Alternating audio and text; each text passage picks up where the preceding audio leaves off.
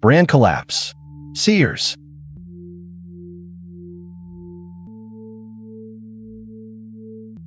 In 2018, a titan fell. The once mighty Sears, a name synonymous with American commerce, declared bankruptcy, its sprawling empire reduced to a shadow. When Sears Holdings filed for Chapter 11 bankruptcy on October 15, 2018, it marked the end of an era. With over $11 billion in debt, and the story begins in 1886 with Richard Warren Sears, a Minnesota railway agent who saw an opportunity. He started selling watches via mail order from North Redwood, Minnesota, quickly realizing the vast potential of connecting rural Americans with quality goods. Sears soon partnered with Alva Roebuck, a skilled watchmaker, forming Sears, Roebuck & Company in 1893. Roebuck's expertise in repair and quality assurance was crucial, ensuring that the watches and jewelry sold through their burgeoning catalog were reliable. The true revolution was the Sears catalog itself, first published in 1893. This wish book was a lifeline for rural families, offering everything from farm equipment to clothing, often at prices local stores couldn't match. It promised satisfactions guaranteed, or rural Americans, previously limited by local general stores, eagerly embraced the catalog. It brought the world to their doorsteps, offering variety and affordability previously unimaginable. Word spread like wildfire through farming communities. As demand exploded, Sears built an unparalleled distribution network. Massive mail-order plants, like the iconic complex in Chicago, employed thousands, processing millions of orders annually. These colossal facilities, equipped with cutting-edge conveyor systems. In the 1920s, Sears transitioned from primarily mail order to a retail store giant, opening thousands of department stores across America. These stores became community hubs, offering everything from automotive services to home appliances. Shoppers could physically touch and try. By the 1970s, Sears' corporate power was undeniable, symbolized by the completion of the Sears Tower in Chicago in 1973. For decades, it was the tallest building in the world, a gleaming monument to the company's vast influence and seemingly limitless. Sears' ambitions weren't confined to America. The company expanded internationally, establishing a presence in Canada, Mexico, and Latin America. Its global strategy involved adapting its department store model to local markets, exporting its reputation for value. For generations, Sears was more than just a store. It was a cultural institution. The annual Wish Book toy catalog was a holiday tradition, sparking joy and dreams in children across the nation. From first appliances for a new home to tools for a weekend warrior, by the mid-1970s, Sears stood at its zenith. It was the largest retailer in the world, with revenue exceeding $12 billion in operations spanning thousands of stores. In 1974, Sears recorded annual sales of $12.7 billion, making it the #1 retailer globally. It commanded an unparalleled market share, employed hundreds of thousands, and its credit card alone was used by millions. These were jaw-dropping. Owning a Kenmore appliance or a Craftsman tool wasn't just about utility, it was a statement. It meant reliability, quality, and a smart purchase. Sears products were a cornerstone of the American dream, equipping homes and workshops across the nation.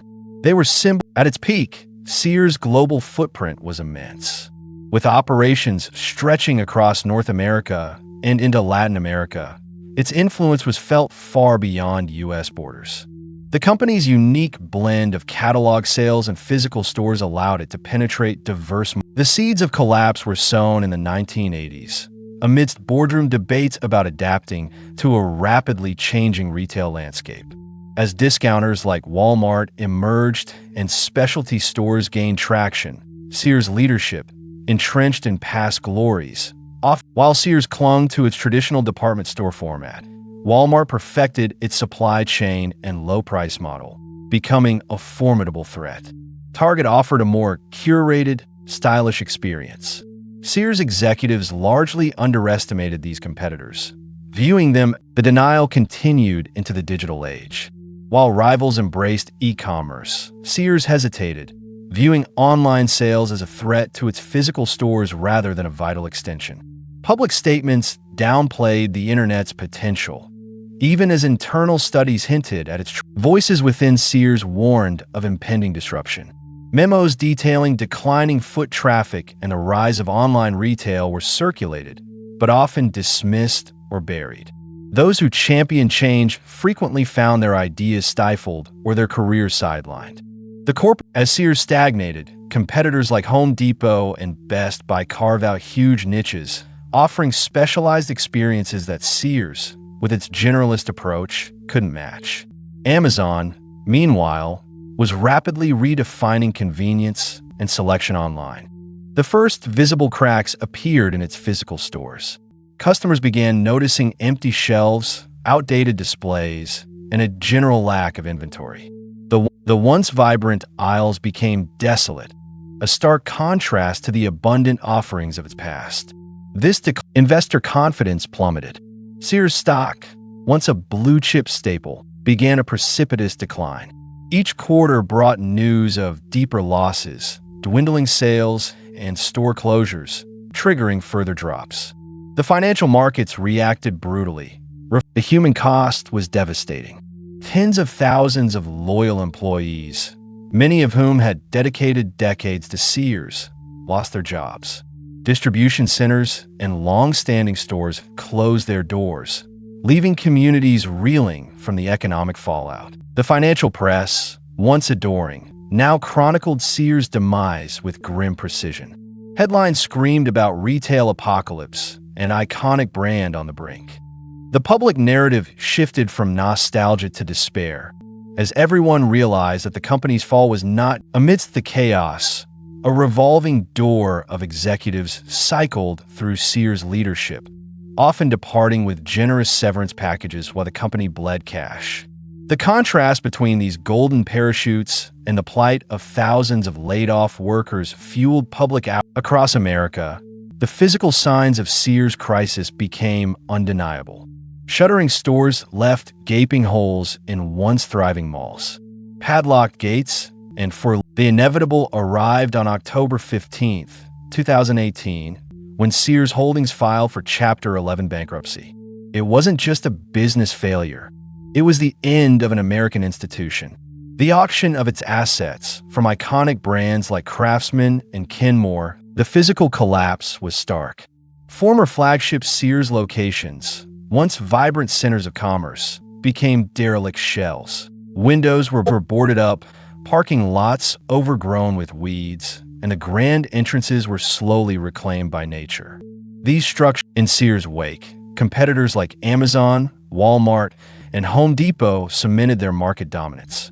They swiftly absorbed Sears' former customers, capitalizing on the very innovations Sears had resisted. The retail landscape transformed, becoming a leaner, fat for many employees. The last day was filled with a profound sense of loss. They carried boxes of memories, not just belongings, to their cars in an eerily quiet parking lot. As the lights flickered off in the upper floors of the once bustling stores, it wasn't just the definitive fall of Sears was a stark reminder that no empire, however vast, is immune to disruption. The once proud Sears Tower, now renamed, stood. Today, the retail landscape bears little resemblance to Sears' heyday. Online giants dominate, big box stores thrive, and specialty retailers cater to every niche. The void left by Sears has been filled by more agile and adaptable companies, leaving behind a market where, yet, for those who grew up with it, Sears evokes a deep nostalgia. Collectors seek out vintage Craftsman tools, a testament to their enduring quality. The Wish book remains a cherished memory, a tangible link to childhood dreams. Sears is remembered beyond nostalgia. Sears left an indelible mark. Its innovations in mail order, its pioneering of national brands like Kenmore and Craftsman, and its vast distribution infrastructure laid groundwork for modern retail. While the company itself collapsed, its legacy lived. One can only imagine an alternate timeline, a Sears that embraced e-commerce early, that innovated its store experience, perhaps becoming an Amazon competitor or a curated department store for the modern age. A sleek, vibrant Sears, adapting and thriving. What remains today are the echoes of a retail giant, the silent, empty spaces where millions once shopped. The ruins of Sears prompt a philosophical reflection on the first crucial lesson from Sears' fall is the danger of complacency. Past success is not a guarantee of future relevance. Brands must relentlessly innovate and adapt, constantly reevaluating their value proposition in a dynamic market. Second, effective leadership requires foresight and courage to embrace disruptive change. Sears' inability to pivot from its traditional model to meet new consumer behaviors was its undoing. Leaders must not only see the future. Third, never underestimate disruption, whether from new technologies or agile competitors. Sears failed to recognize that its vast size could become a liability, making it slow to react. The market rewards nimbleness, and finally, the story of Sears teaches us that even the most ingrained institutions are not immortal. Consumer loyalty is earned daily, and relevance is a constant battle. In the relentless currents of commerce, the story of Sears is a powerful cautionary tale for every business leader. If you're fascinated by the rise and fall of iconic brands and the